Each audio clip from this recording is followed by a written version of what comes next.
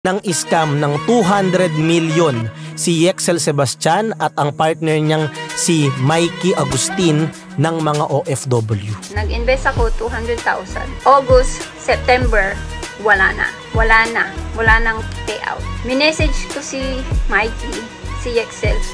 Tinatawagan ko si Mikey, hindi niya sinasagot. Tapos in-unfriend ako ni Mikey. Tapos si Yexel, binlock ako.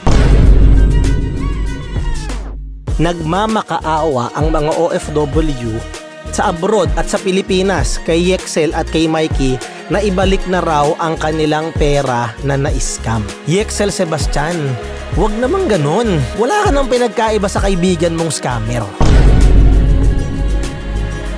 Pupuls ba ang mga Pilipino kaya laging nai-scam? Kasi napansin ko parang buwan-buwan na lang may mga scam-scam na mga ganitong balita, trending issue.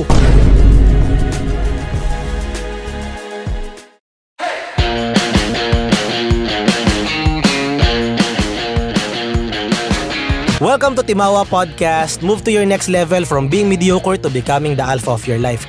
In this podcast, we talk about personal development, leadership, business, and career. At kung bago ka pa lang na nakikinig dito, my name is Leo Ardina. At ako nga pala, si Coach Paulo Castro. At make sure na magla-like and subscribe ka sa aming Facebook and YouTube channel and Spotify, Yan. Para updated ka sa mga bago naming episode. Correct.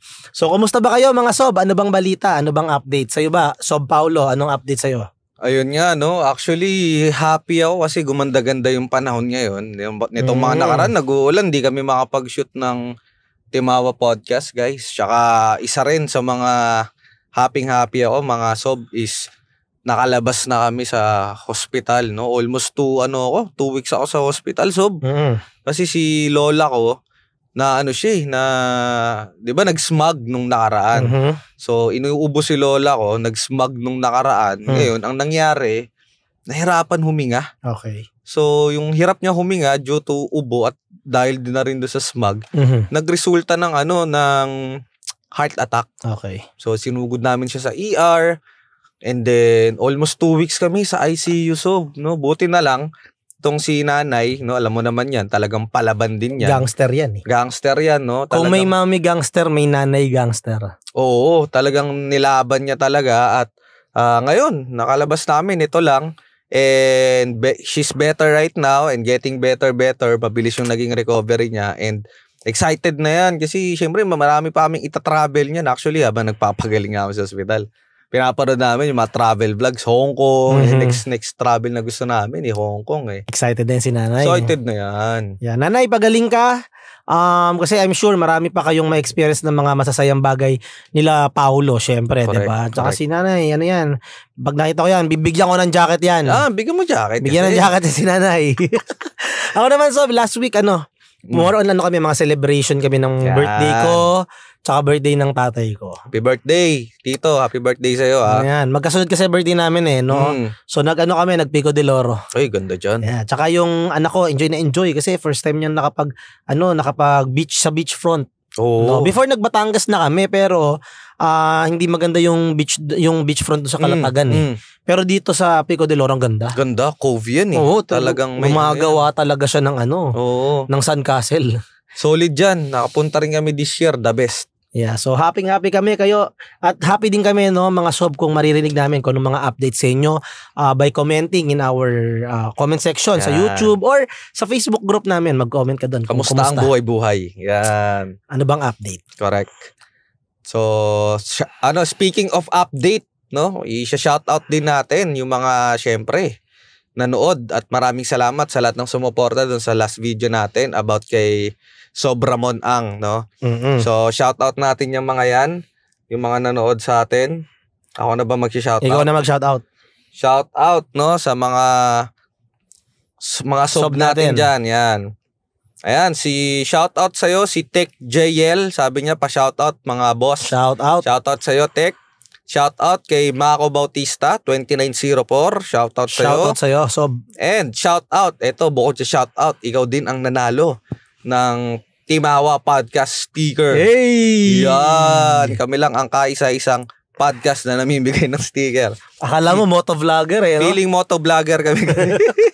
So, shoutout sa'yo, Sob. Si Noel Cabiling Tolentino. Noel Cabiling Tolentino, para maklaim mo to, i-message mo kami dito sa Facebook namin, sa Instagram or TikTok para maklaim mo yan, no? Yan. At mga Sob, kung gusto nyo rin manalo ng Timawa Podcast sticker, no?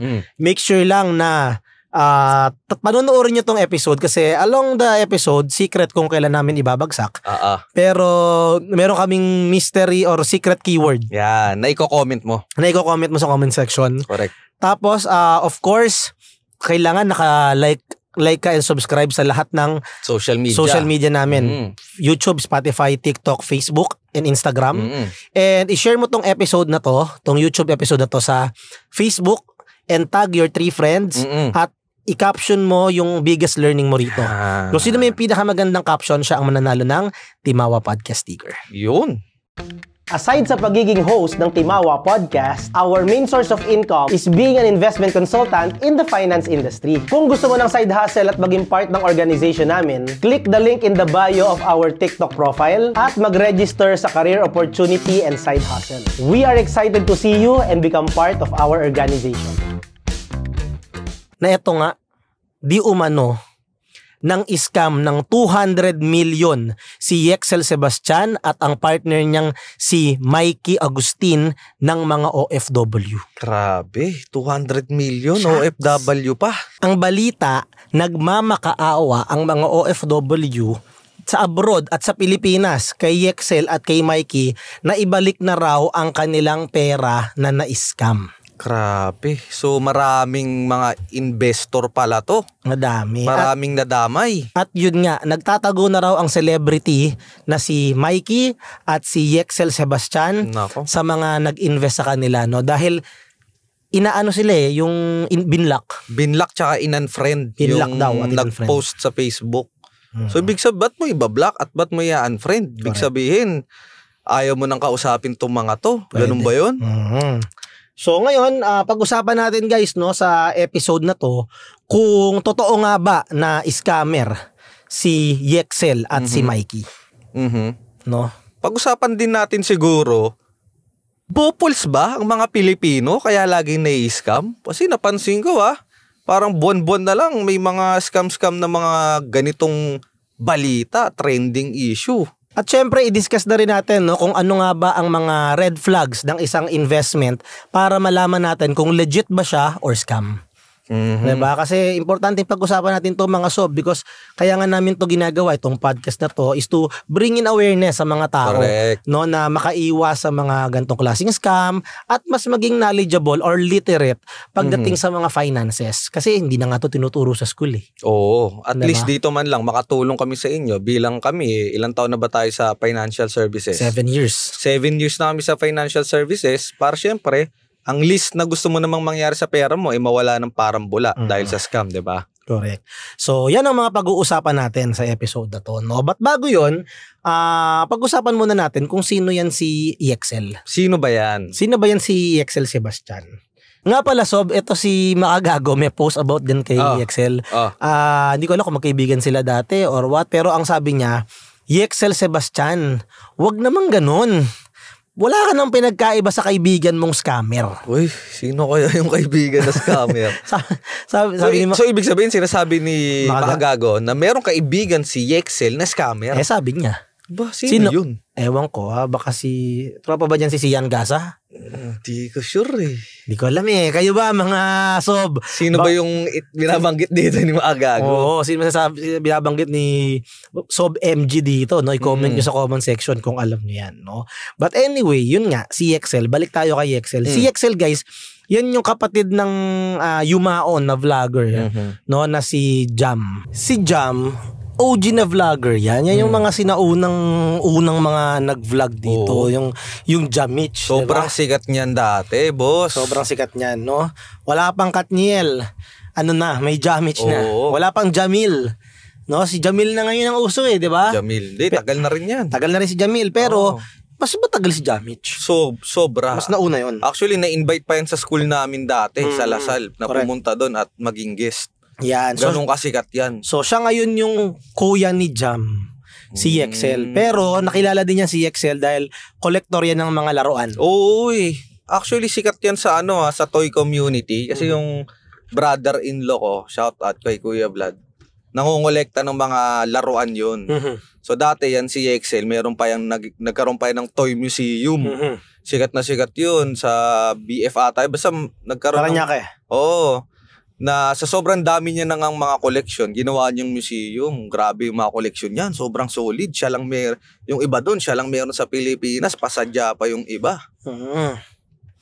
Yung yung action figure ni Zenki, meron yan eh. Oo. Tapos yung mga hindi ko alam. Yung mga mga life size na action figure, mga ano bang tawag, statue ba yun? Basta sobrang dami, sobrang solid niyan. Na nakuha niya daw sa pag-i-scam. Uy.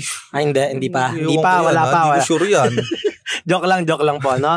Pero ito namang girlfriend niya, no? Or partner niya. Mikey. Kasal na ba sila? Hindi ko sure. Hindi ko sure pero hindi niya ginagamit yung apelido. So, basta itong partner niya ay si Mikey Agustin ay dati namang PBB housemate. Yan. PBB yung yan, yung palabas yan, no? Reality show sa ABS-CBN or sa Kapamilya na kung saan merong tinatawag na bahay ni Kuya, tas may mga housemates doon papasok galing sa iba't ibang Diyan na uso yung yung heartthrob financial coach ng Tanza, Leo Ardila, mga ganon. Diyan na uso yan So, naging part siya dyan. Di ko lang alam kung anong season. Tapos, reality show yun. Binabantayan sila doon. Nagbobotohan hanggang may isang manalo. If you want to learn more how to manage your finances well and start investing to grow your money, punta ka lang sa aming TikTok channel @Timawa Podcast and then click the link in our bio. Tap mo tong free financial and investment consultation, register to this form, and then wait for the call of our team para ma-schedule namin yung free consultation mo. Be more responsible with your finances with Timawa Podcast. Kaya napakalaking issue nito guys na itong mga celebrity na sila Yexel Sebastian at Mikey Agustin ay di umano ng scam ng 200 million pesos sa mga OFW. At nagmamakaawa ang mga OFW na na-scam ng 200 million kay Yexel at kay Mikey na ibalik na ang pera dahil balita ay hindi na raw ito nagpaparamdam at nagtatago na raw ngayon. Nagtatago, no? Nakita ko dun, in-unblock at in-unfriend na yung nag-post. Ibinlock at in-unfriend. Oo, so ayaw na nilang kausapin tong mga to. So bakit kaya? Ibig sabihin, nagtatago ka. Ibig sabihin, lalayasan mo na tong mga to. Hindi mo na sila babalikan. Ganun ba yun? Meron nga ako nakita, boss, na post ni Makagago. Ano sabi? Sabi niya, Yexel, wag naman ganun. Wala ka nang pinagkaiba sa kaibigan mong scammer. Bah? Sino yung kaibigan? Ay, hindi ko alam. Nako. Yun. Pang naisip ko pagka sa mga scam tapos mga influencer o celebrity si Sian Gasa. Yun lang. Di ba? Dati na parang ganyan din nangyari kay Sian Gasa eh. Oo. Siya kaya yung sinasabi ni Makagago. Hindi ko sure. Pero, pag-usapan natin ngayon, no? Red flag, ano ba to? Scammer nga ba itong dalawang to? Ano bang mga red flag dito? Tingnan natin, no? Basahin natin. Sige. Basahin mo yung post para mabigyan ng context yung mga nanonood sa atin. Eto, yung post, no? So, ano sabi? Sabi, basa. Mikey Agustin and Yexel Sebastian, nagmamakaawa po ang mga OFW at abroad na nag-invest sa inyo.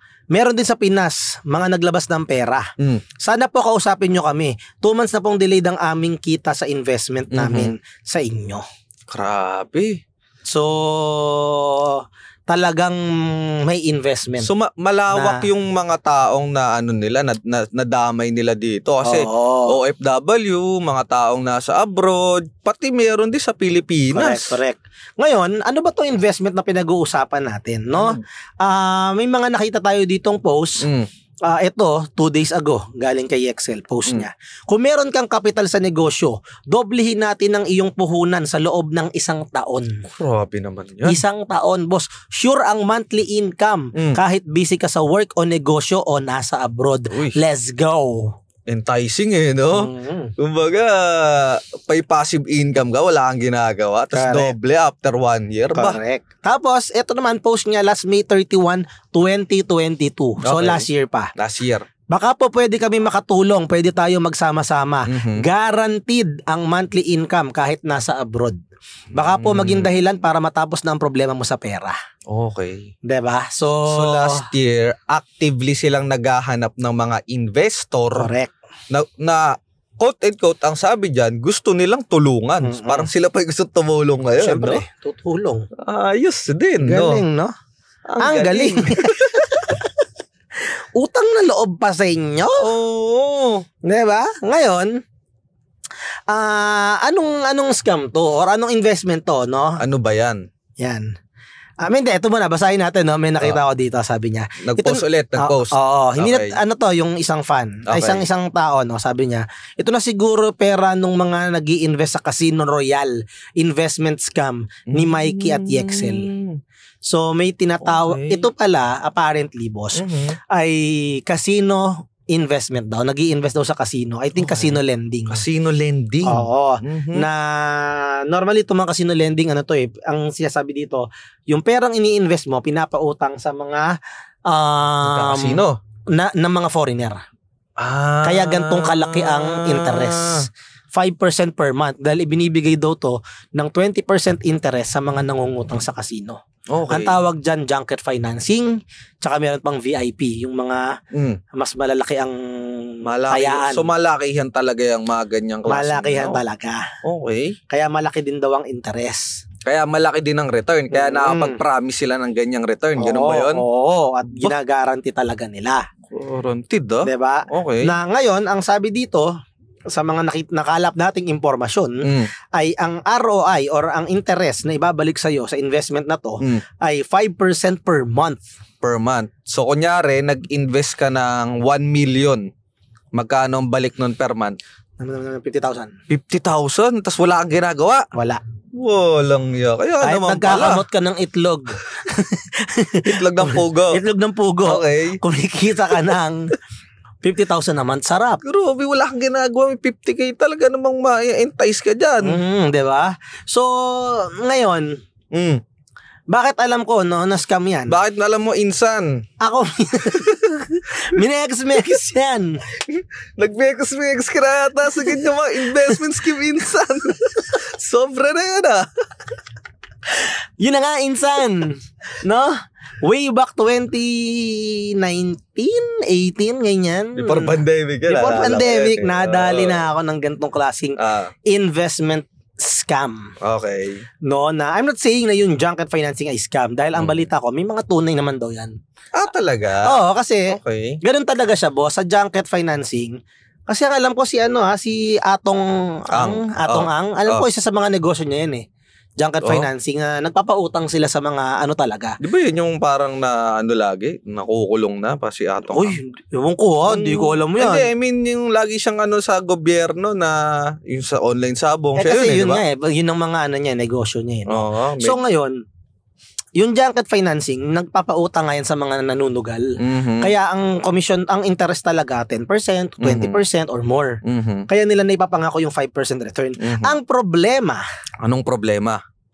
Kapag ang tanong, legit bang junket financing company yung kausap mo? Kasi yung sa amin, boss, matindi. Bakit? 12% per month. Laki nun. So in 10 months, 120% money back guaranteed. So sa 1 million... 120% interest. So sa 1 million mo, monthly, meron kang 120K per month. Oo. Lang, kahit nagkakamot ka lang ng itlog.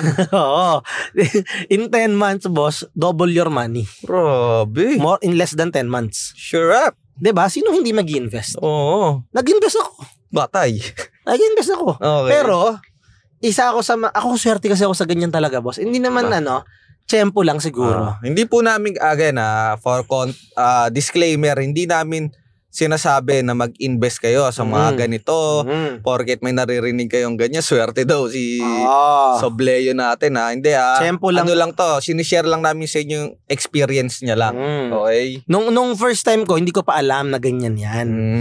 Pero, dahil too good to be true, tapos kakilala ko yung nagsabi sa akin, tinanong ko talaga siya, anong lagay nito? Ano daw? Sabi niya, bro, itong mga ganito, siguro mga 2 years. 2 years maximum.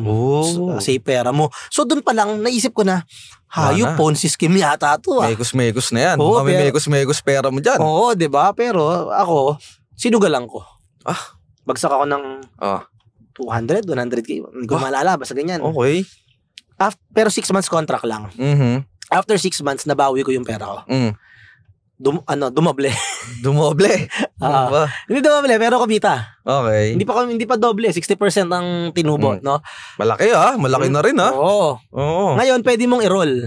Hindi ko na ni-roll. Yan yung ito yung naging dito Sinabi niya rin yan na nung kumita yung pera niya, nung nag-post sa Facebook, nagre-reklamo kay Mikey at Yexel. Ni-roll niya kasi ulit. So medyo matagal na rin siyang nag-i-invest di ba? 1 year. 1 year mahigit na So ni-roll niya ulit. Ako, hindi ko ni-roll. Kasi alam mo ngang megos na. Ngayon, nung hindi ko na ni-roll, within 3 months, boss, pumutok. Ano ibig sabihin nun? Di wala na. So scam talaga. Scam talaga. At may makakalungkot kasi may mga kaibigan ako na hindi nakalabas. And siguro, for me, pag nandun ka na kasi sa sitwasyon na yan, to answer yung tanong natin kanina, yung Bopols ba yung mga Pilipino? Boss, para sa akin, hindi Bopols Ganid. Gahaman. Greedy. Kasi ako mismo, boss, nagahaman ako. 7 deadly sins yan Greed. No? Kasi sino bang hindi masisilaw, boss? Easy money Easy money. Kasi maliban dyan, boss nito lang. 2021. Patay tayo dyan. Nadali na naman ako. Iba naman. Megos ka na naman. Pero yung ibang scheme naman. Sobra na yan. Insan Hindi ka na natuto, insan. Hindi naman ako nadali, insan. Okay. Nakalusot ako, insan. Patay tayo dyan. Ngayon, iba naman to. Hindi naman siya hindi naman siya junket. Business daw. Scrapan. Scrap business. So, pasok din ako pera. Nakalabas din ako. Tubo na naman ako. After 6 months, tubo naman. Ito naman, 10% per month. Insan, sobrang lakas mo na sa mga scam, insan. Again, guys, disclaimer, hindi po namin sinasabing mag-invest kayo sa mga ganitong klaseng bagay, Kasi, ang investing, meron niyang may proseso po yan, no? Itong mga ganitong klaseng investment ay high risk type of investment. Meaning to say, malaki yung risk mo na kumita ng pera, pero malaki rin yung risk mo na bumagsak or worse, mawala yung pera mo. Yun. Lalo na kung scam yan at hindi mo inaral ng mabuti. Ayaw po natin yan. Para klaro lang tayo. Correct. And actually, in any investment naman, invest only the money that you're willing to lose. Yun. And during that time, willing ako mawala na yung 100k. Kung sakaling scam man, yun yung mentality ko doon. Again, wag niyong gayahin. No? Pero yun yung nangyari. Sinuwerte lang din ako na nakalabas ako. Alam mo kung anong malas? Anong malas? Yung nanay tatay ko. Pumasok din. Nagpasok ng pera. Yun. Kasi tinanong nila ako. Pero ako, sinabi ko na umpisa pa lang, sabi ko, may chance na scam to Okay. May chance na scam. Hindi ako sure din dito. Pero ako, nagpasok ako. Tapos hindi naman sila nagsabi sa akin, hindi nagkwento. Nalaman ko na lang nagpasok na. Nung pumutok na? Oo, after mga 2 months yata sila nagpasok, biglang pumutok. Kayo talaga, tito-tita, mekos kayo pera, Kung nag-e-enjoy ka sa mga ganitong klaseng content, like and subscribe in our YouTube channel at Timawa Podcast. At kung sa Spotify ka naman nakikinig, i-rate mo naman ng 5-star ang podcast namin if you find value in what we do. Makikita mo rin kami sa Facebook and Instagram. At pwede ka ring mag-join sa community namin sa Facebook called Men's Self-Improvement. Doon makakausap mo kami at ang mga iba pang members ng community natin that is supporting one another to move to their next level. Back to the podcast. So yun nga, para sa akin, yun yung stand ko. Actually, hindi naman sa bobo yung Pinoy or bopols yung Pinoy. Pero pag nasa ganyang sitwasyon ka, ang hirap umalis or kahit kunyari, in my case, alam ko ng scam, nasilaw pa rin ako sa laki ng return. So, for me, it's greed. Okay. And I must admit, during that time, nag-greedy din talaga ako. Okay. Yun. Para sa akin, may kasalanan din yung mga Pilipino. Bopols yung mga Pilipino. So, Bakit naman? Bakit naman bopols? Kasi, para sa akin kulang tayo sa financial education sa Pilipinas.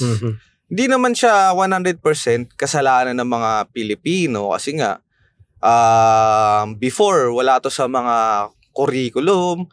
Tapos, before, limited lang yung mga access ng mga Pilipino pagdating sa information. Unlike today, di ba?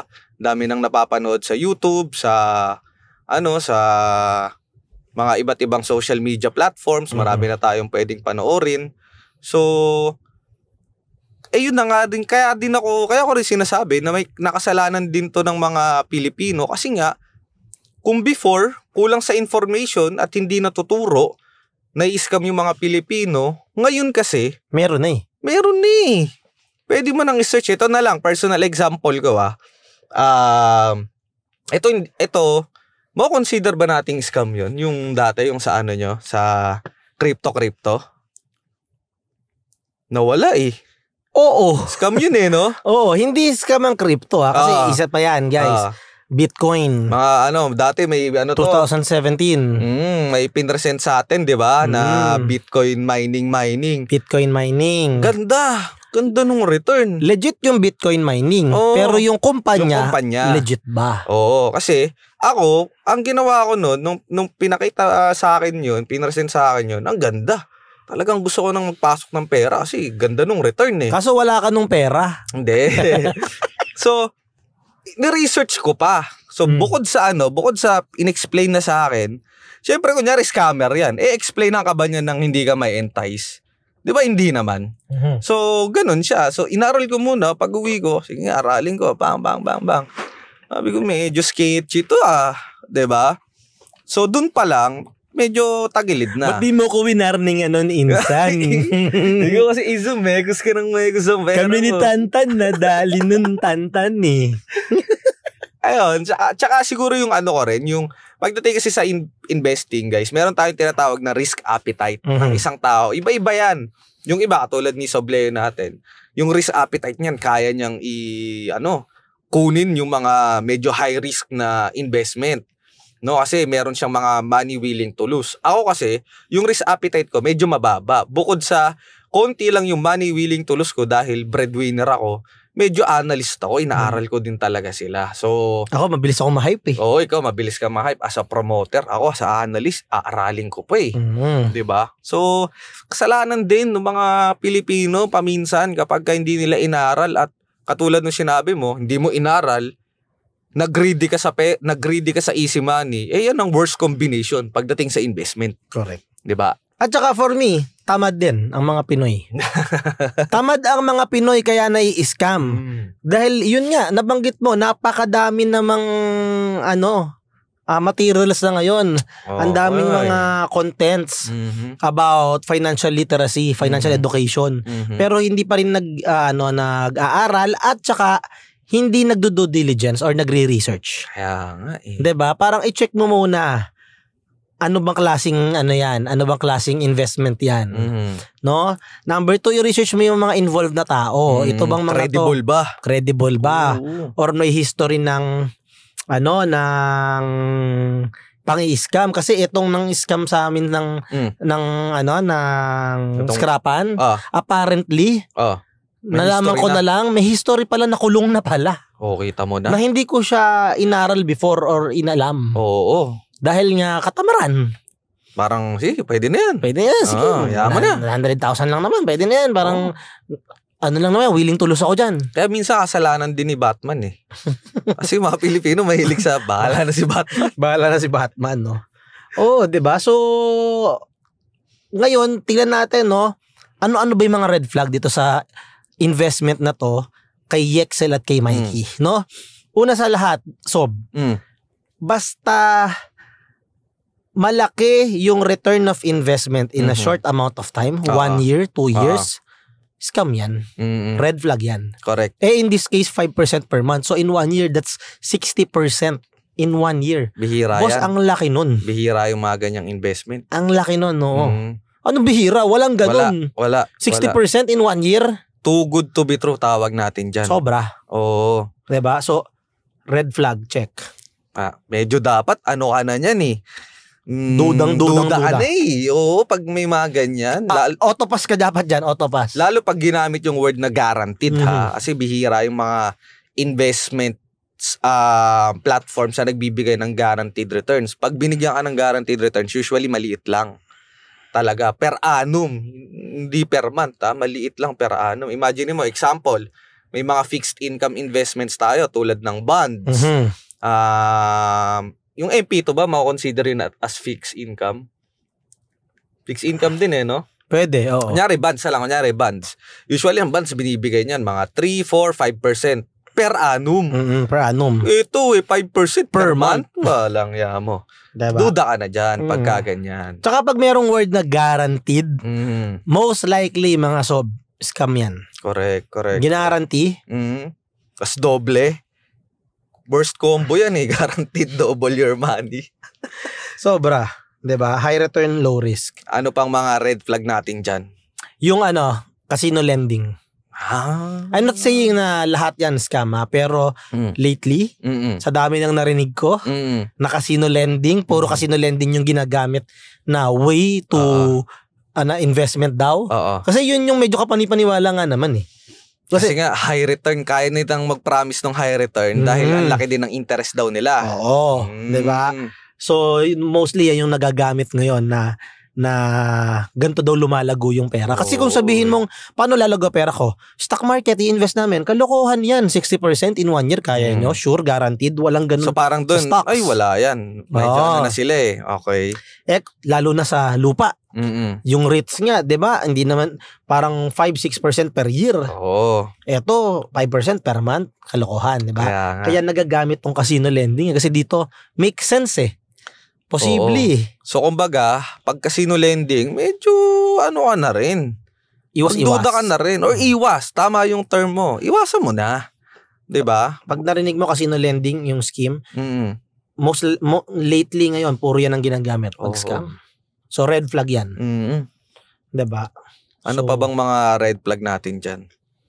Usually, yun no? Pag mga too good to be true, ginagaranti yung return. Tsaka kapag pag hindi na nagre-reply sa'yo. Nako. Tapos binlock ka, hindi na nagre-reply, red flag yun, boss.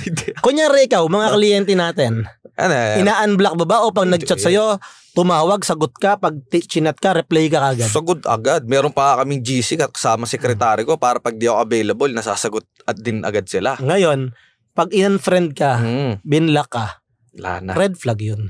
Actually, ang mahirap dyan, bago mo malaman yung red flag na yan, nakapag-invest ka na. Yun lang.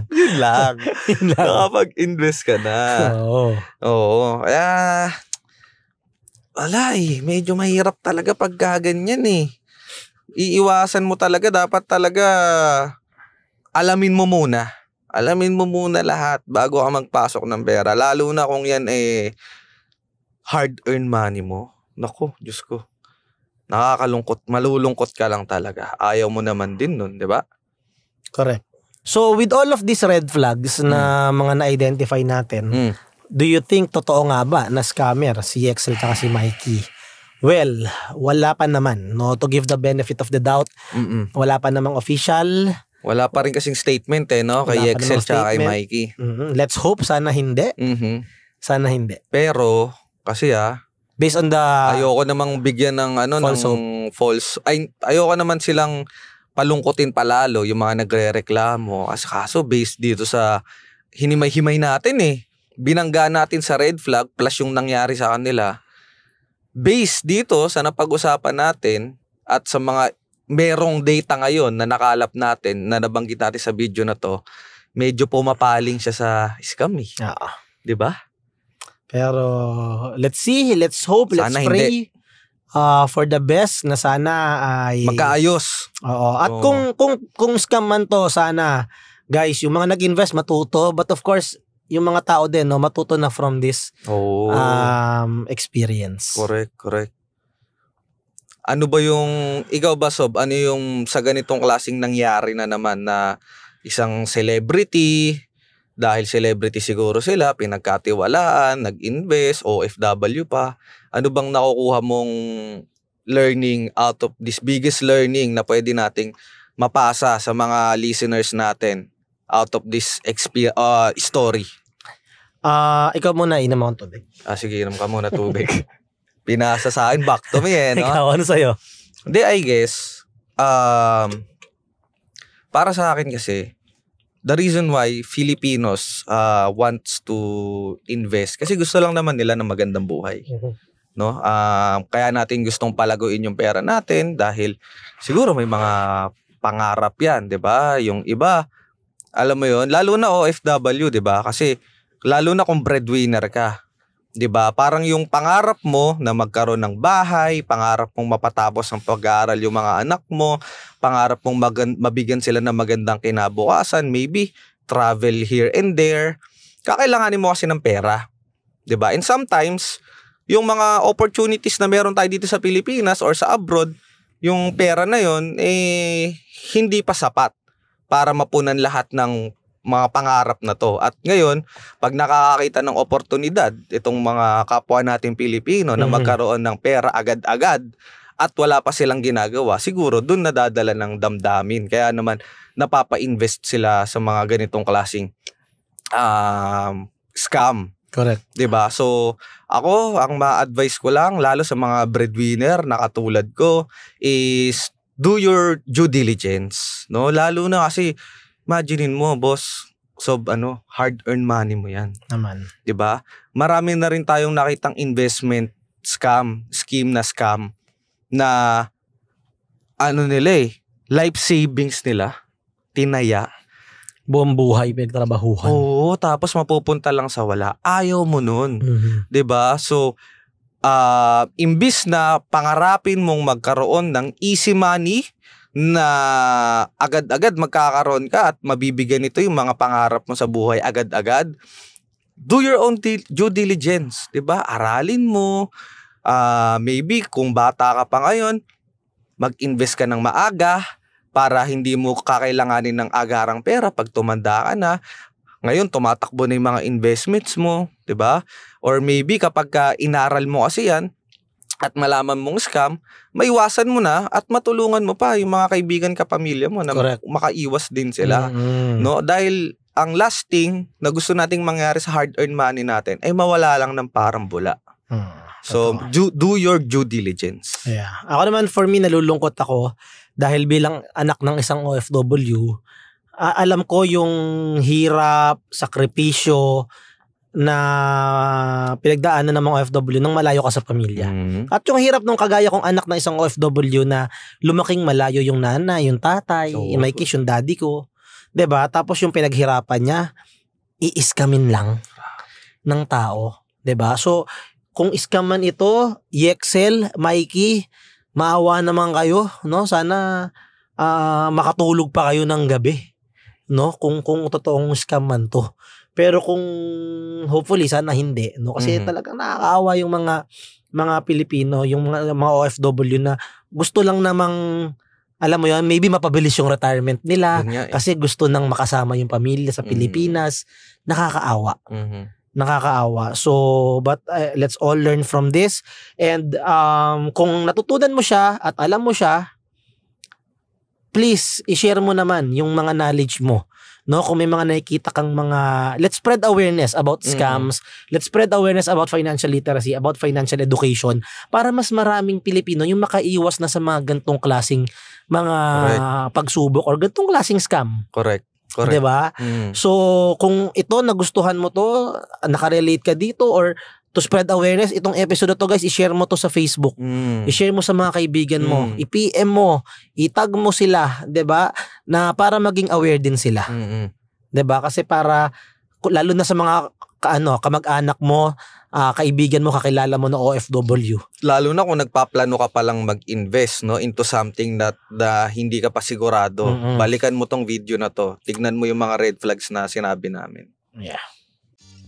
If you want to collaborate with us promoting your brand, business, product, or service, email us at timawaph@gmail.com. We're very excited to collaborate with you. So kung umabot ka sa part na to, Sob, ng episode namin, no, maraming salamat. Thank you very much. And again, para manalo ka ng sticker namin, no, ang keyword natin for this episode is OFW. Comment the word OFW. OFW. I-share mo tong episode na to sa Facebook at itag mo 3 kaibigan mo, and ano yung biggest learning mo, yung pinaka-natutunan mo from this episode, no? And for you to win Timawa Podcast sticker. Investment yan, yung sticker natin. Kasi pag sumikat tayo, mabibenta nila. Pag namatay ka, dodoble pa presyo niyan. Doble presyo. Diba? So yun, I hope marami kayong natutunan sa episode na to at lahat tayo maging matalino sa mga magiging desisyon natin pagdating sa pera moving forward. And magkita-kita ulit tayo sa next episodes ng Timawa Podcast.